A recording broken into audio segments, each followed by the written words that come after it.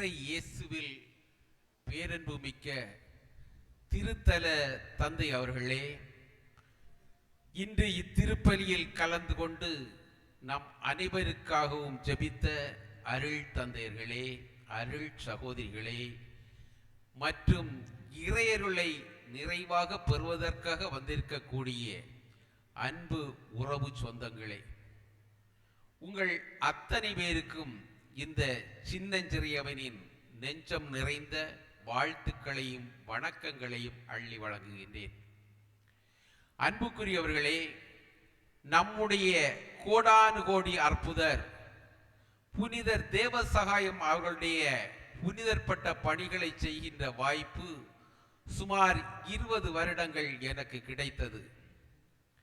2006ஆம் ஆண்டு ஜூலை மாதம் 19ஆம் நாள் ரோமில் இருந்து பாஸ்லேட்டர் ஜார்ஜ் நெடுங்காடு அவர்கள் கோட்டாறு மறைமாவட்டத்தில் நடைபெற்று கொண்டிருந்த புனிதற்பட்ட குழு கூட்டத்திற்கு வருகை தந்திருந்தார். அப்போது புனிதருடைய மகத்துவத்தை மக்களுக்கு எடுத்து சொல்லும் வகையில் ஒரு ஊடகம், அதாவது ஒரு பத்திரிகை இருத்தல் அவசியம் என்று அவர் கூறினார். அதன் பேரில் பத்திரிகை ஒன்று தொடங்க முடிவு செய்யப்பட்டது.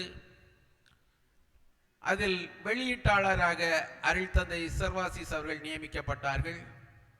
பிரிண்டராக அருள் தந்தை பிரான்சிஸ் போர்ஜ் அவர்கள் நியமிக்கப்பட்டார்கள். அடுத்ததாக ஆசிரியராக என்னை அடையாளம் காட்டினார்கள். நான் பத்திரிகை துறையில் நீண்டகால பணியாற்றி இருந்தாலும் ஆசிரியர் என்ற முறையில் எனக்கு அனுபவம் இல்லை. எனவே அந்த பொறுப்பு வேண்டாம் என்று சொல்வதற்காக எழுந்தேன். எழுந்தவுடன் எல்லோரும் கையடித்து விட்டார்கள். நான் உட்கார்ந்தேன்.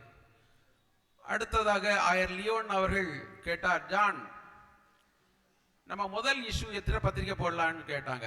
நான் 500ன்னு சொல்றதுக்கு 5ன்னு கேட்டேன். சொன்னேன் 5000மா சொன்னார். எல்லாரும் கையடிச்சாச்சு, உட்கார்ந்தாச்சு. எனக்கு ஒரே கலக்கம். புனிதரே உம்மை நம்பி களத்துல இறங்கி 5000 காப்பி அடிச்சிட்டு பத்திரிகை விற்காம இருந்தா இப்ப கையடிச்சா அவ்வளவு பேரும் கல் எடுத்து அறிவாங்க. அப்படி எனக்கு ஒரு பயம். புனிதரிடம் வேண்டினேன், புனிதரே எப்படியாவது பத்திரிகையை வித்து தீர்த்திடணும். ஒரே மாதத்தில் அனைத்து பத்திரிகையும் விற்று தீர்ந்தது. பத்திரிகையில் அந்த இஷ்யூ மட்டும் இல்ல, அடுத்த இஷ்யூ வெளியிடுவதற்குரிய காசும் கிடைத்தது. எனக்கு ரொம்ப சந்தோஷம். இங்க பணியாற்றியக்கூடிய அமலகிரி எழில் அவர்களும் என்னோடு இணைந்து பணி செய்தார். பிறகு நான் எல்லா திருத்தலங்களுக்கும் போவேன். திருத்தலங்கள் எதுக்காக போவேன்னு சொன்னா, பத்திரிகையில சாட்சியம் வெளியிடணும். அதுக்காக தான் போவேன். போகக்கூடிய சமயத்தில் எங்க ஏதாவது நன்றி திருப்பலி நிறைவேற்றினாலோ, அல்ல கஞ்சி கொடுத்தாலோ, அல்ல சாப்பாடு வச்சாலோ, எதுக்கு நீங்க சாப்பாடு வச்சு, எதுக்கு கஞ்சி சப்ளை பண்ணுது அப்படியெல்லாம் கேட்பேன். அது நல்ல சாட்சியமா இருந்தால் நான் உடனே அதை குறிப்பெடுத்து பத்திரிகையில் அடுத்த இஷ்யூல வெளியிடிய வழக்கம். அதாவது இப்போது இந்திய மறைசாட்சி தேவசாயம் பிள்ளை என்ற பெயரில் வெளிவந்து கொண்டிருக்கிற அந்த பத்திரிகை, மும்மாத பத்திரிகை. அப்படி ஒரு நாள் இங்க நட்டாலம் திருத்தலத்துக்கு வந்திருந்தேன். ஒரு ஞாயிற்றுக்கிழமை சாயங்காலம் சாப்பாடு கொடுத்தாங்க. நானும் சாப்பிட்டேன். சாப்பிட்டுட்டு இந்த சாப்பாடு வச்சது யாருன்னு கேட்டேன். அது ஒரு ஆளை காட்டி தந்தாங்க. அவங்கக்கிட்ட போனேன். நீங்க எதுக்காக சாப்பாடு வச்சீங்கன்னு கேட்டேன். அது எங்களுக்கு ஒரு அற்புதம் நடந்து பார்த்துடுங்க, அதுதான் நான் சாப்பாடு வச்சோம். அப்படி அது என்ன அற்புதம்னு கேட்டேன். எங்களுக்கு குழந்தை வேணும்னு சொல்லி நாங்கள் நட்டாலும் திருத்தலத்தில் ப்ரேயர் பண்ணோம். சீக்கிரமே கன்சீவ் ஆச்சு. 3வது மாசத்திலிருந்து பயங்கரமான வாமிட்டிங்.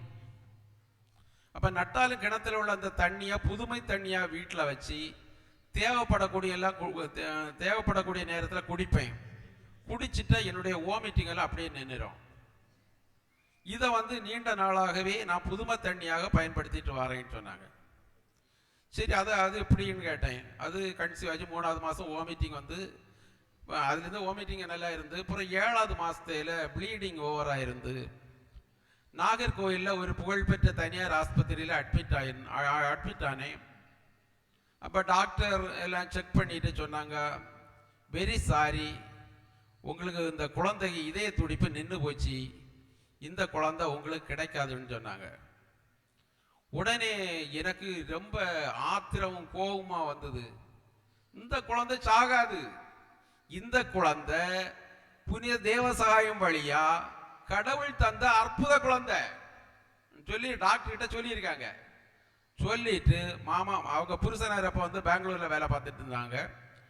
பிறகு அவங்கள்ட்ட கூப்பிட்டு மாமனாரை கூப்பிட்டு, மாமா வீட்டில் செல்ஃபில் இந்த இடத்துல நட்டாலும் கிணத்துல உள்ள புதுமை தண்ணி இருக்கு, அதை எடுத்துட்டு வாருங்கன்னு சொல்லியிருக்காங்க. இவர் நாகர்கோயிலேருந்து இங்கே சுமார் எப்படியும் 45 மினிட்டாவது ஆகும், காரில் வந்தாலும் 45 மினிட் ஆகும். 1.5 மணி நேரம் கழிச்சு அங்கே கொண்டு கொடுக்குறாங்க. இவங்க அந்த புதுமை தண்ணியை குடிச்சிட்டு, புனிதரே இந்த குழந்தை நீர் தந்த குழந்தை, இந்த குழந்தை உயிர் வந்து நார்மல் டெலிவரியா இருந்தால் உம்முடைய பேரை ஒட்டி பேர் சூட்டுவேன்,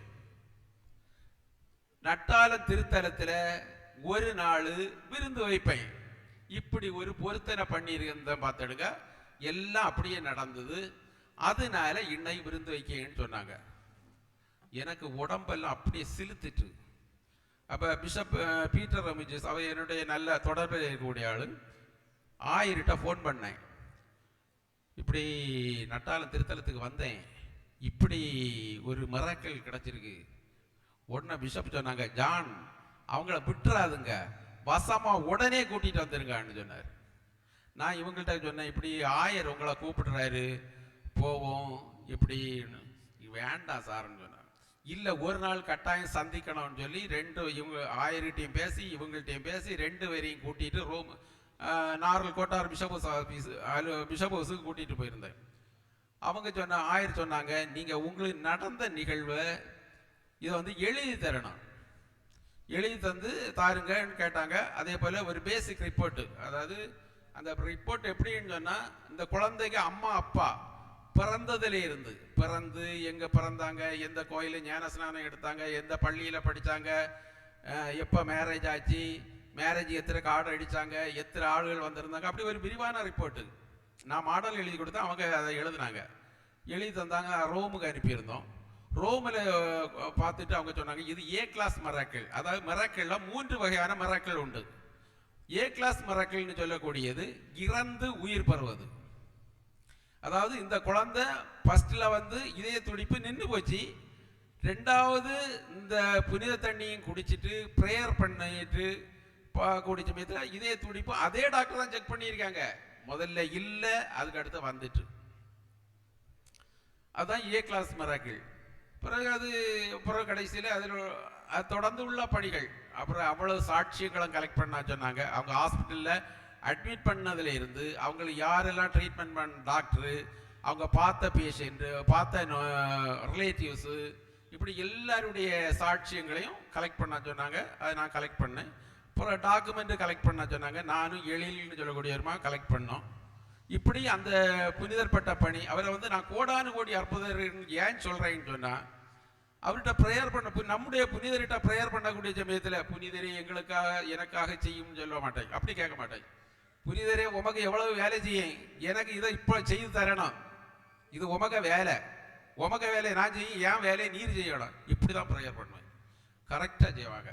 எனக்கு ஒரு நாள் காட்சி கூட தந்தாங்க, யாரும் நம்ப மாட்டீங்க. இந்த சுரூபம் செய்யக்கூடிய பணி வாய்ப்பும் எனக்கு கிடைச்சது. நான் எழில் அப்படி செய்தோம். அப்படி செய்யக்கூடிய சமயத்தில் ஒரு நாள் காட்சி அப்படின்னு சொன்னா, அவர் என்னை பார்த்து அப்படி ஒரு கோபமா பார்த்து போல பார்க்குறாரு, செல்லமா பார்க்குறாரு. ஏன் அப்படி இருக்குதேன்னு கேட்குறேன். டேய் நீ என்ன செய்திருக்குதே, நீங்க எல்லாம் 3 வருஷம் சாப்பிடல, தண்ணி குடிச்சல, சரியா உறங்கல, இப்படியெல்லாம் கஷ்டப்பட்டு இப்படி கொழுகொலாட்டா இருந்தது அப்படி கேட்டார். பார்த்துடுங்க, உண்மையிலேயே புனித அந்தோணியாரை கோடி அற்புதர் என்று சொல்லுவோம். நம்முடைய புனிதர் கோடானு கோடி அற்புதர். இந்த தண்ணீர் சாதாரண கிணற்று தண்ணீர் அல்ல, புதுமை, இது அற்புத தண்ணீர். இந்த தண்ணீரை அருந்தி நாமும் நம்முடைய உறவு சொந்தங்களும் நம்முடைய உற்றாரும் உறவினரும் பயன்படுத்தி புனிதர் வழியாக அருள்வரங்களை பெறுவோம் என்று சொல்லி வாய்ப்புக்கு நன்றி கூறி அமைகின்றேன். நன்றி, வணக்கம்.